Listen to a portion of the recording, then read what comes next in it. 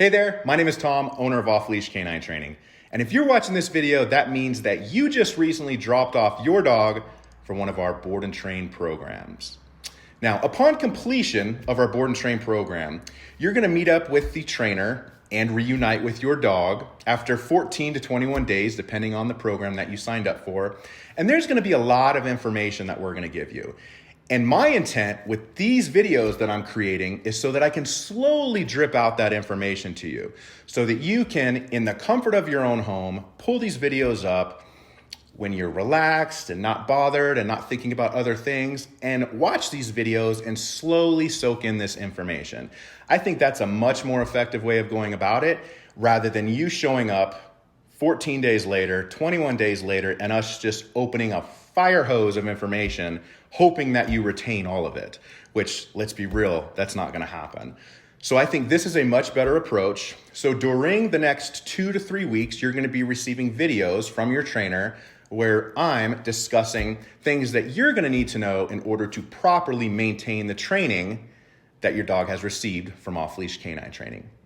So in this first video, we're going to discuss the remote collar, how it works, the buttons. I'm also gonna go and break down in the most simplistic form how our training works as far as the methods and getting the dog to understand the communication that we are now teaching them. And when I break it down, you're gonna be like, wow, that makes complete sense. No wonder why this training works so well.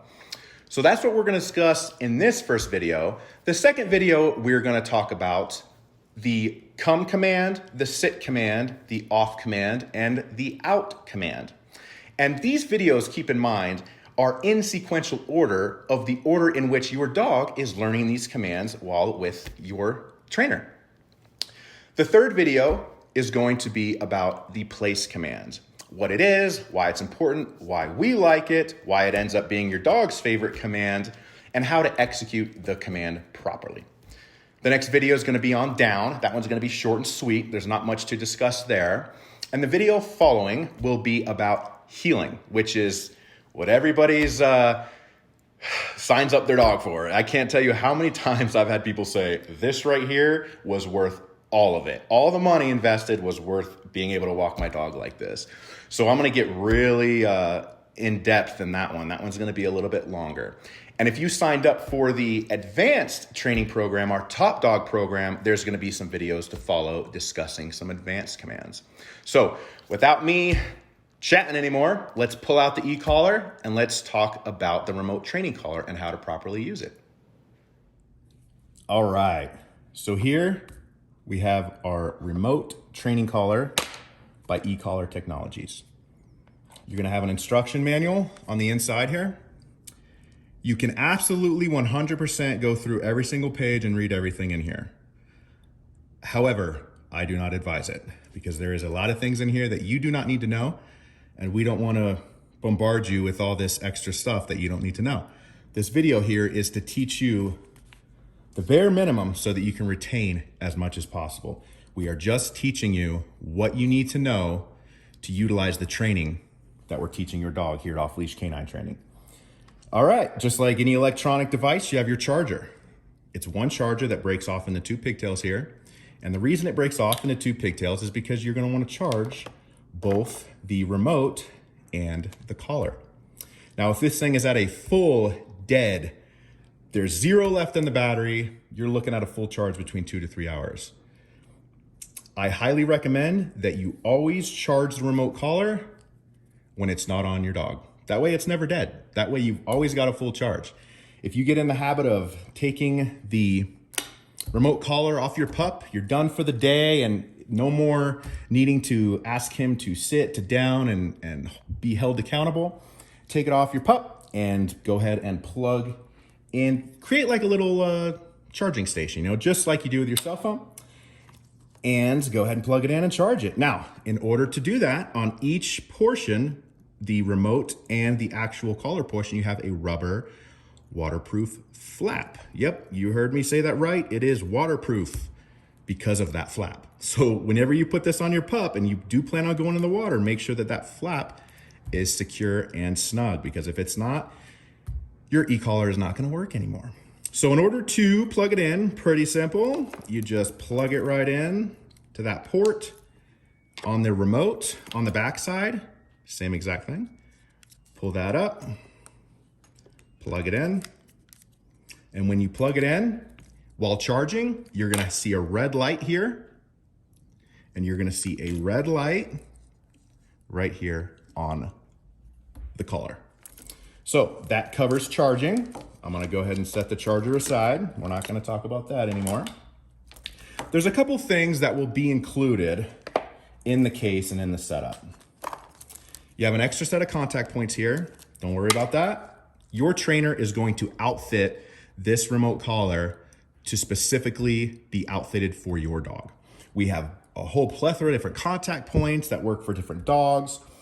I won't get too into detail of that. Just to give you an idea though, a Husky would take a much different set of contact points than say a hairless terrier that has 0 hair. Same thing with like a boxer versus an Alaskan Malamute.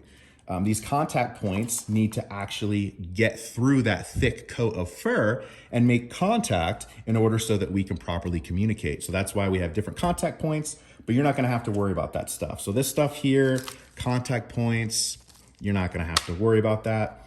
This is a lanyard. I would throw it in the trash, personally. The reason why, I've seen clients put the remote collar or the remote on a lanyard and get in the habit of hanging it around their neck. And what happens is whenever they need to be quick and reactive and get their dog to recall fast or sit or whatnot, they're trying to grab this thing that's hanging around their neck instead of having it ready to roll in their hand. And we'll discuss a little bit further on that here in a little bit. So now let's discuss the meat and potatoes of all this, the remote and the collar. All right, so let's talk about the collar first. This is a training tool. It is not your average dog collar that holds your dog's name tags or anything like that. Now, the average dog owner is used to that collar that's on their dog being loose and dangly. Well, that is not the case for the remote training collar. We want this to be on nice and snug.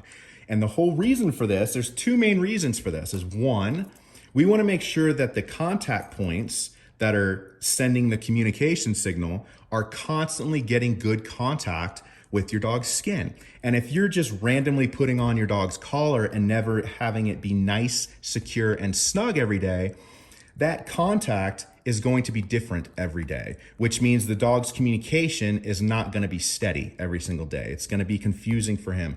And it's going to also be harder for you to get used to the remote and properly utilizing the training methods. So that's one reason we want it on nice and snug. And the second reason is for your dog's well-being as far as his skin goes. Now, this is going to be on him anywhere from 2, 3 to 4 hours at a time, because take note of this. You do not want to keep the remote collar in this box and the contact point specifically in one location on his neck for more than roughly 4 hours. If you do that, then you're opening up the possibility to get what we call pressure sores. Even with me, if I were to strap this remote collar to my arm and these 2 contact points be applying pressure for hours and hours a day, that is how we can get a dog's skin to be irritated, red, flaky, even to the point where you see open wounds. And that's one reason why this training device gets a bad rap. People think, oh, well, the remote collar did this. Well, no, in reality, you being an irresponsible dog owner and not properly utilizing the tool is what caused that. Because if you're utilizing it properly, that's not going to happen. So take note of that. You do not want this collar specifically in one spot on your dog's neck for more than roughly 4 hours. And that could dictate if you own a white boxer or a white pit bull. Those dogs seem to have much more sensitive skin than the average dog. So in that case, it may be 2 to 3 hours. And what I mean by in one spot, that means just simply you can just, while you're petting him, just grab the box and kind of just move it an inch or 2 into a different location. That's one little workaround there, instead of just taking it off and moving it to the left or the right side, which is definitely something you can also do. Okay, so we want it on there nice and snug so that it does not cause irritation and it doesn't move around. Because if it was not on nice and snug, this can move around all over his neck. I mean, if I sit here and do this for 30 seconds, I'm gonna end up getting some sort of irritation going on my arm. Now, a good way to make sure that it is on nice and snug is to utilize what we call a tight two-finger fit. Meaning if you put it on Fido or Rocky or whatever your pup's name is, when it's on his neck, you should have to struggle. You should have to utilize your thumb to get your two fingers in between the top of his neck and the collar. Now, placement of the box on the collar should be anywhere below his ears. We prefer to utilize the left or the right side anywhere below his ears. We don't necessarily like to put it directly centered underneath his neck because that's where your esophagus is, and we just imagine that's going to be annoying. So we like to put it to the left or maybe to the right, anywhere below his ears. And it should also be up high onto his neck. So to wrap that up, make sure that it is on nice and snug, utilizing a tight two-finger fit. The box portion of the collar itself should be underneath his ears. So you shouldn't have this box up on the top of his neck. It should be below his ears, preferably on the left or the right, and it should be high up on his neck. So that is the proper fitment of the collar itself. Now, how do we turn on the collar? Good question. You have a little red dot right here, and all it is a magnet. It's just a little magnet. We also have a red dot here, just a little magnet. If we touch those two together, boom, turns it on. Green light means it's on, you're good to go. Now, if this light were to turn an amber or an orange color, that's letting you know you have roughly 50% to 30% battery left. If it starts blinking red, then it could die at any moment.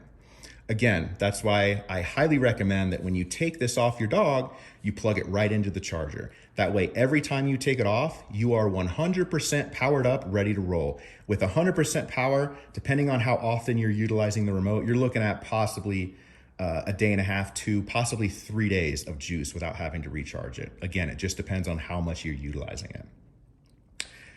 So now let's turn on the remote. To turn on the remote, if you flip it over on the back side, there's an on and off button here. It also has an L on it. The L is for light, and I'll cover that in just a moment. So I'm gonna flip it over, and I'm gonna press and hold for a couple seconds, and the screen's gonna come on.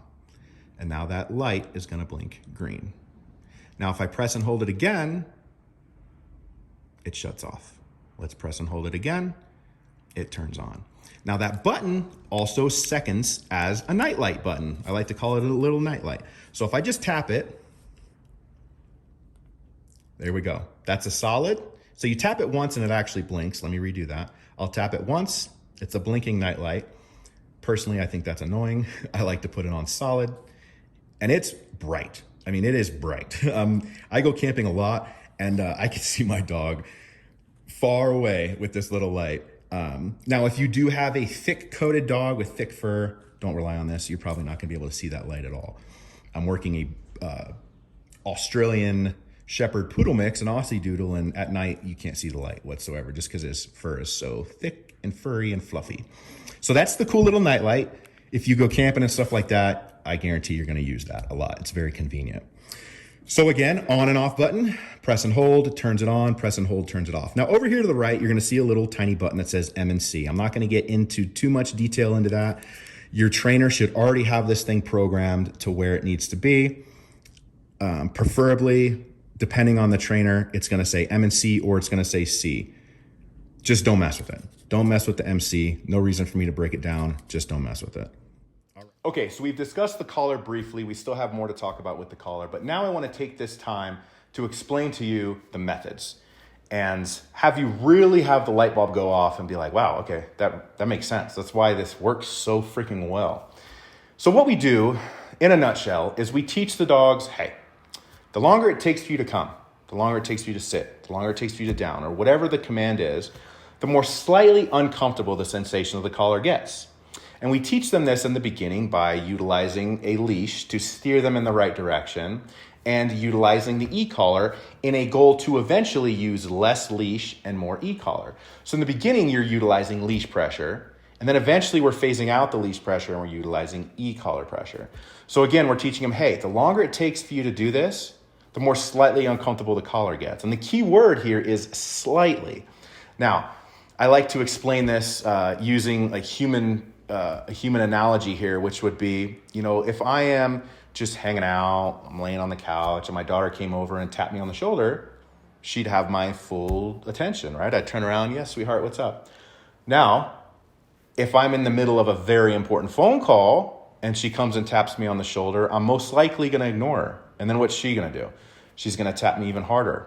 She's going to tap me even harder until eventually I'm so annoyed that I stop with the phone call and I acknowledge her.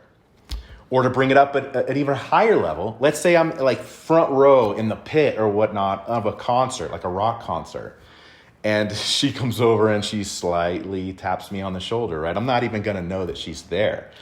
So keep that analogy in mind, that a lot of this has to do with your mind and how much your mind is working. If your mind is at 100 miles an hour or the dog's mind is at 100 miles an hour, we're going to utilize the remote collar and we're going to bring it up to 100 miles an hour, which would mean more annoying. So the longer it takes for you to come, the longer it takes for you to sit, the more slightly uncomfortable or the more annoying the collar gets. And the level at which we apply the annoying sensation is completely up to the dog. It's up to the dog, and it also has to do with how much their mind is working. And I always like to use that miles per hour concept. You have your dog's mind and we have the remote collar. You don't ever want to let your dog's mind get up to like above 20 miles an hour, because the dog's mind goes 8 miles an hour, 10 miles an hour, and we bring the remote collar up to bring their mind back down, right? If you're walking your dog, they see a squirrel, we're proactive, and the dog's mind sees the squirrel, we bring the collar up, which brings their mind back down. If we wait until they're in a dead sprint to chase that squirrel, they've gone to 100, and now you have to struggle, bring the remote up to 100, which in most cases is not going to work. That's why it is very important to be proactive with the training. If you do have a dog that is reactive to dogs or cats or prey drive or whatever the case may be, us as dog owners and you as the dog owner or the handler need to be proactive and understand that and remember that. We want to keep our dog's mind to like 20 miles an hour or below. So again, the more annoying or the longer it takes for you to come, the more annoying the collar gets. And it's our job as trainers to condition and teach your dog that, to teach them that, hey buddy, longer it takes for you to come, the more uncomfortable the collar gets. And we do that by utilizing the remote collar and by also utilizing positive reinforcement, which in our case, most of the time is going to be just praise and playtime and us and our mannerisms and stuff like that. Depending on the dog, but we very rarely use treats. Some dogs need the treats, but most dogs, they just love to have fun with you. We harness that and we use that. So that's the way that I like to explain it. I feel like that is the most broken down way of explaining it. And if you really think about it, it makes total sense, right? So the dogs learn. And that's how we get dogs that aren't just sitting in the living room with a treat waved in front of their face. That's how we're able to get dogs to be on the Starbucks porch patio and lay down and be in a down, even though there's other people walking around. Yeah, they may want to get up and go say hi to all those people, but they know, okay, no, my owner asked me to lay down. And if I don't lay down, this sensation is just going to get more annoying. So I'm just going to lay down.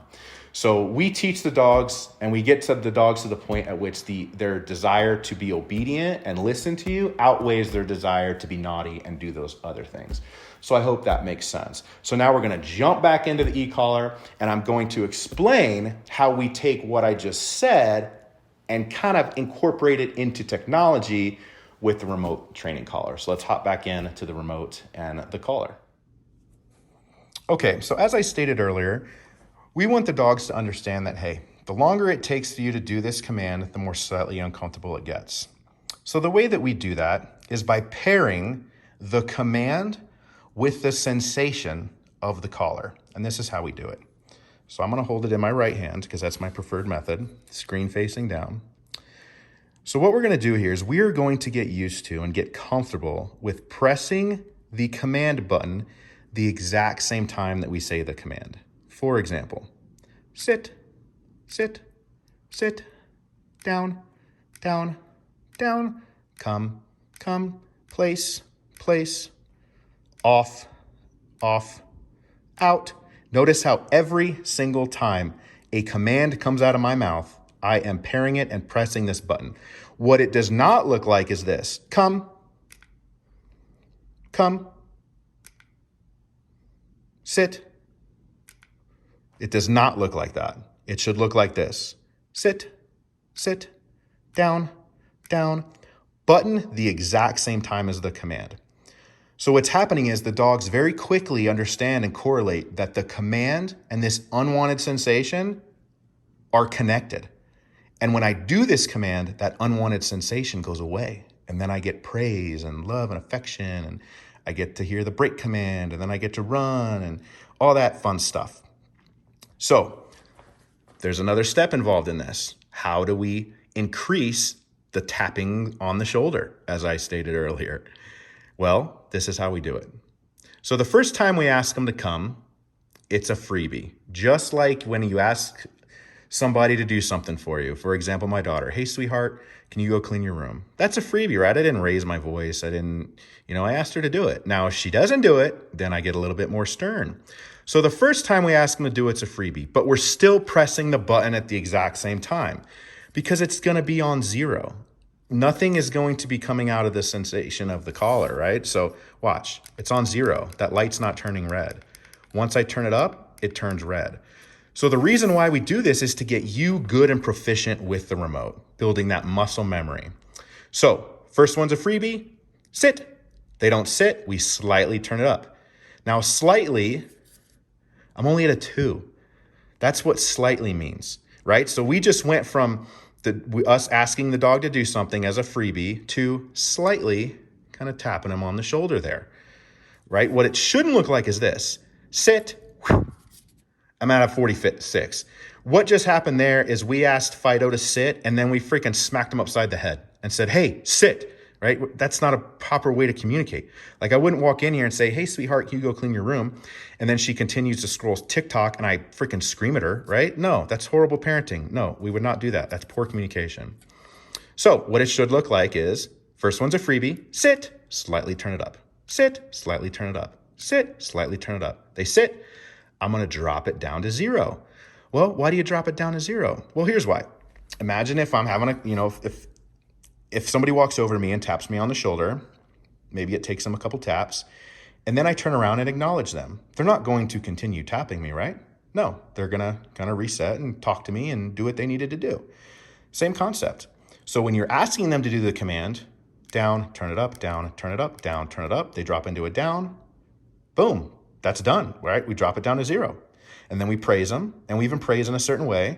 We would say, down, good boy, down, good boy, or sit, good boy. And the reason we do that is because we want to remind them why we're giving them affection, why our mannerisms have changed, why we're happy now.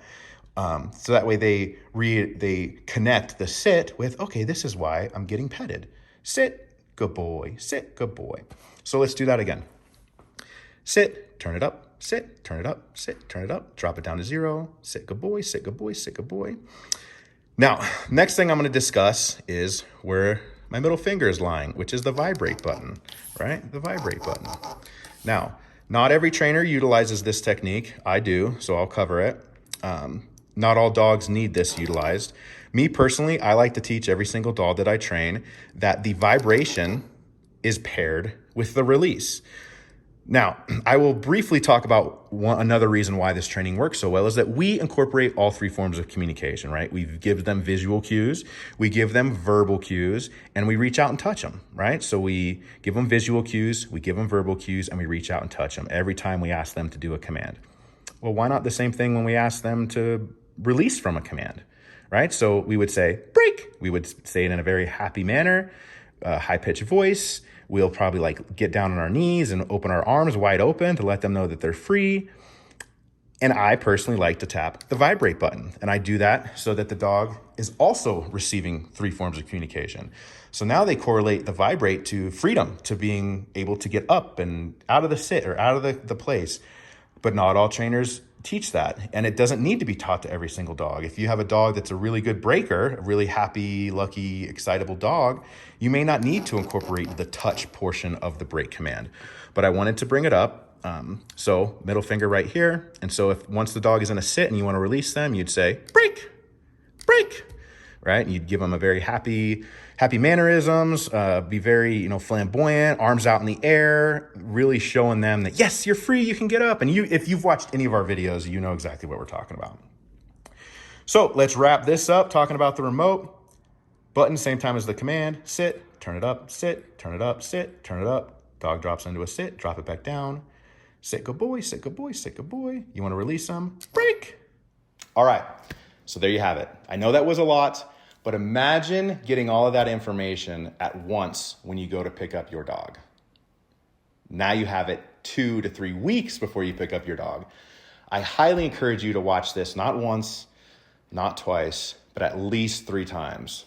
If anything, watch it at least one more time, roughly 24 hours before you go to pick up your dog. It's going to give you the ability to soak it in, not be rushed, not have other things going on. And it's also going to give you the ability to ask questions, take notes. So that way, when you show up, any questions that you do have, you've got them written down and ready to go. So I hope that was beneficial to you. The next video, as I said, is going to be on pretty much the very basics, how to execute the come command, the sit command, the off command, and the out command. And I will be going over all of those, what they mean, when to execute them in the next video. See you then.